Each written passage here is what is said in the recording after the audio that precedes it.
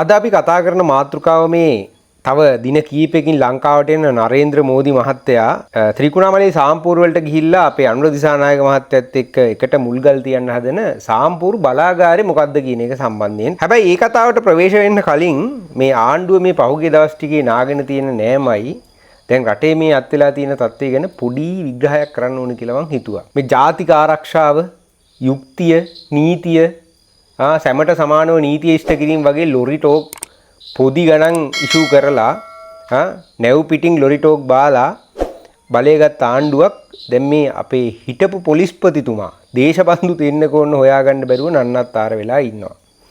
සාමාන්‍ය අපරාධකාරයෝ ටිකක් පැනලා ගියා කියමුකෝ. දැන් ඔය සෙව්වන්දි පැනලා ගිහිල්ලා තියෙනවා. ඒ වගේ ඔය වෙඩි තියපු ඔය මංකොල්ල කෑම් වලට සම්බන්ධ වෙච්ච යම් කීප දෙනෙක් පැනලා ගිහිල්ලා තියෙනවා කියන එක අපි හිතමුකෝ ඒවා සාමාන්‍ය අපරාධ ඒවෙන් පැනලා යන්න තියෙන ඉඩකඩ වැඩි කියලා. හැබැයි රටක පොලිස්පති කෙනෙක් හොයාගන්න බැරි තැනකට රටක්පත් වෙලා තියෙනවා කියන්නේ මොකක්ද ඒකේ යටි අර්ථය? ඒකේ ඇත්ත අර්ථය තමයි ඒ ආණ්ඩුව හොඳටම නාලා තියෙන්නේ, නන්නත්තර වෙලා තියෙන්නේ, යන්නේ නමක් නැති වෙලා තියෙන්නේ. යුක්තිය ඉෂ්ට කරන්න, සැමට සමාන වූ නීතිය ඉෂ්ට කරන්න කියන වගේ කතන්දර ගොඩාක් කියලා ආපු ආණ්ඩුව නම කිව්වහමත් බය වෙන ටිරාන් නලස් මහත්තයාගේ කීමට යට වෙලා ටිරාන් නලස් මහත්තයාගේ හොඳම සුහච කීකරු මිත්‍රයා දේශබන්දු තෙන්නකෝන අත්තරන් ගොඩ ගන්න බැරුව අපේ අනුර දිසානායක මැතිතුමා නැත්තම් ලංකාවේ යුක්තිය සාධාරණත්වය ඒවා නියෝජනය කරන්න ආපු නීතියේ දෙවඟන විදිහට ආපු ආණ්ඩුව නන්නත්තර කරගෙන තියෙනවා.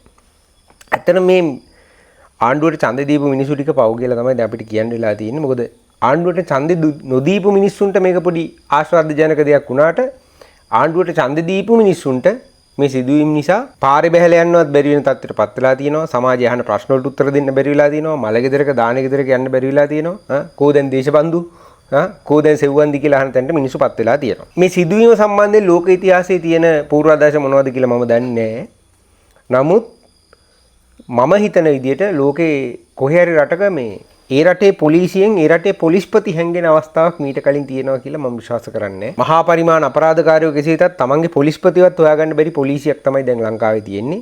උපංගෙයි පල්මෝඩේකට තමයි මේ සිදුවීම ජාතික ආරක්ෂාවට තර්ජනයක් නැහැ කියලා කියන්න පුළුවන්. රටේ පොලිස්පතිවරයා පොලිසියෙන් හැංගිලා ඒ පොලිස්පතිව හොයාගන්න බැරුව දින ගණනාවක් තිස්සේ පොලිස් කණ්ඩායම් ගණනාවක් මේකට මහන්සි වෙනවා කියන්නේ ඒ රටේ ජාතික ආරක්ෂාව ගැන කතා කරලා වැඩක් නැහැ. මේවා ඉතින් හොදන කට්ටියට හොදන්න පුළුවන්. විවිධ නාලිකා වලට මේ වැඩේ හොදලා දෙන්න පුළුවන්. සහ Facebook එකේ ඔය කුලියට කයින් අයටත් මේක හොදලා දෙන්න පුළුවන්. කමෙන්ට් දාන අයට මේක හොද ඉන්න පුළුවන්. හැබැයි ඇත්ත කතාව තමයි මේ ආණ්ඩුව අසමත්. මේ ආණ්ඩුව මෙහෙම අසමත් වෙලා තියෙන වෙලාවක ඇමතිලා ගිහිල්ලා අර රිලව් 2-3000ක් ඉන්න කැලෑවක් ඉස්සරහට ගිහිල්ලා 1යි 2යි 3යි කියලා රිලව් ගන්න වෙලාවක ගණන් කරමු කටි මයිද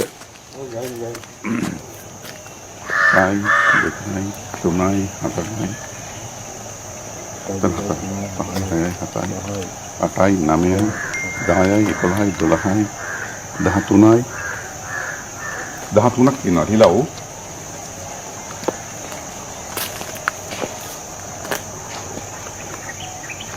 ඔයාලා ගණන් කරන්න අර පැත්තේ ගණන් කරන්න.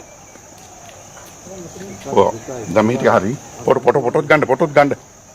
සුජි ෆොටෝ ගන්න ෆොටෝ. මේ රට මෙච්චර ප්‍රශ්න ගොඩක තියෙන වෙලාවේ සමහර ඇමතිලා ගිහිල්ලා මේ හෝලි උත්සව සමරන වෙලාවක රටේ ජනාධිපතිතුමා කොහෙද ඉන්නේ කියලා හොයාගන්නවත් බැරිව තියෙන වෙලාවක මේ ආණ්ඩුවට පොඩි හරි අස්සසිල්ලක් අරන් දුන්නේ හිටපු ජනාධිපති රනිල් වික්‍රමසිංහ. අල් ජසීරා එකත් එක්ක මාධ්‍ය නාලිකාවත් එක්ක පොඩි සම්මුඛ සාකච්ඡාවකට වාඩි වෙලා කොහොම හරි මේ ආණ්ඩුවට පොඩි ලයිෆ් ලයින් එකක් අරන් දෙන්න රනිල් වික්‍රමසිංහ මහත්තයා වැඩ කරා. දැන් ආණ්ඩුවට මේ තියෙන තත්ත්වෙත් එක්ක තමන්ගේ කඩන් වටුණු සරම බේරගන්න නිරුවත වහගන්න තියෙන හොඳම chance එක තමයි මේ බටලන්ද කොමිෂන් සභා වාර්තාව.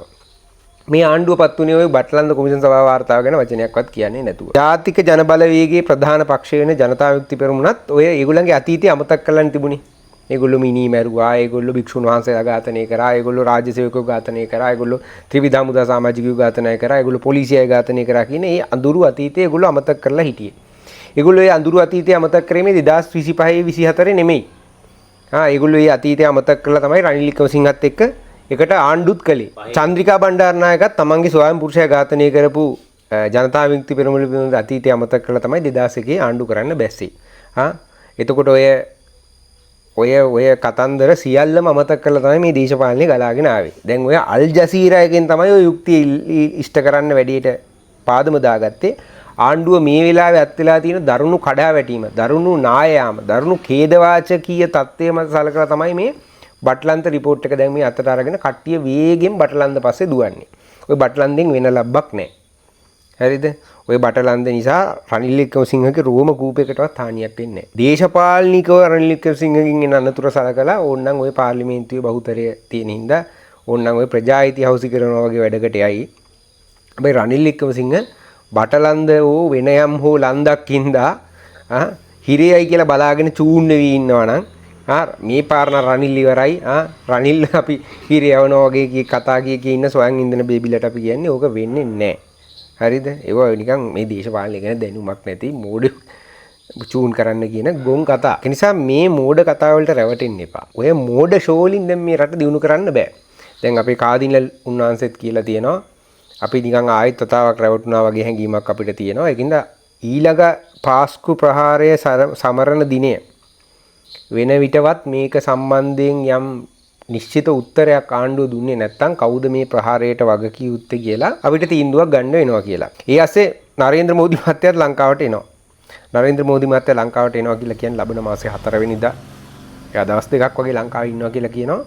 එයා ඒ ලංකාවේ ඉන්න කාලය ඇතුළතදී එයා යනවා සාම්පූර් වලට. සාම්පූර් වලට ගිහිල්ලා ඉන්දියාවේ නැෂනල් තර්මල් පවර් කෝපරේෂන් එකයි ශ්‍රී ලංකාවේ ගවර්න්මන්ට් එක අතර ඇති වෙලා තියෙන එකඟත්වයට අනුව ඉදිකරන්න බලාපොරොත්තු වෙන සූර්ය බලාගාරය ඉදිකිරීම සඳහා මුල්ගල් තියන්න තමයි බලාපොරොත්තු වෙන්නේ. මේ හැමෝම මේක දැන් පොඩ්ඩක් පටලගෙන තියෙනවා. මේ ජනතා විමුක්ති පෙරමුණ මීට කලින් සාම්පූර් බලාගාරයක් ඉදු කරනවට විරුද්ධ වුණා. දැන් ආපහු මේ මෝදි ඇවිල්ලා ඒක මුල්ගල් තියනවා. ඒක නිසා මේ ඒ කාලේ නරකයි දැන් කාලේ හොඳයි කිව්වා කියන එක සම්බන්ධයෙන්. හැබැයි ඒ කාලේ ප්‍රොපෝස් වෙලා තිබුණේ තාප විදුලි බලාගාරයක්.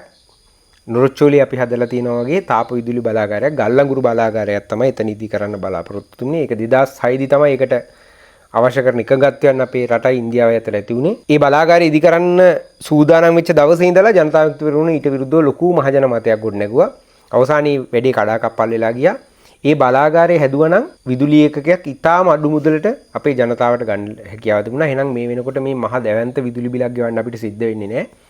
මොකද ඔය විරෝධතා එහෙමම එනකොට ඒ විරෝධතා තඹයකටවත් මායිම් කරන්නේ නැතුව නොරොච්චෝලි බලාගාරය හැදුවා මහින්ද රාජපක්ෂ. එකෙන් පරිසරයට යම් හානියක් සිද්ධ වුණා. නමුත් ලෝකේ මිනිස්සුන්ගේ හැසිරීම නිසා අනිවාර්යයෙන්ම පරිසරයට යම් හානියක් සිද්ධ වෙනවා. හැබැයි පරිසරයට සිද්ධ වෙන හානියට වඩා රටට සිද්ධ වෙන වාසිය වැඩි නම් අර පරිසර හානිය අවම කරගෙන ඒ ව්‍යාපෘතිය දියත් කරන්න සිද්ධ වෙනවා. අද නොරොච්චෝලේ තිබුණ නැත්තම් ලංකාවේ ජාතික පද්ධතියට මෙගාවොට් 800ක් 900ක් නැහැ. එහෙම වුණා නම් මේ රටේ මිනිසුන්ට මේ විදිහට අකණ්ඩව විදුලි සැපයුමක් ලබා දෙන්න ශ්‍රී ලංකාවට හැකියාවක් ලැබෙන්නේ නැහැ.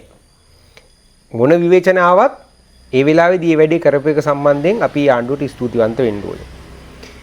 ඒ තියරියම දාලා සාම්පූර්ණ විදුලි බලාගාරෙත් හැදුවා නම් මීටත් වඩා අඩුවට ඉතාම අඩු මුදලකට ලංකාවට විදුලි බලය ළඟා කරගන්න හැකියාව තිබුණා.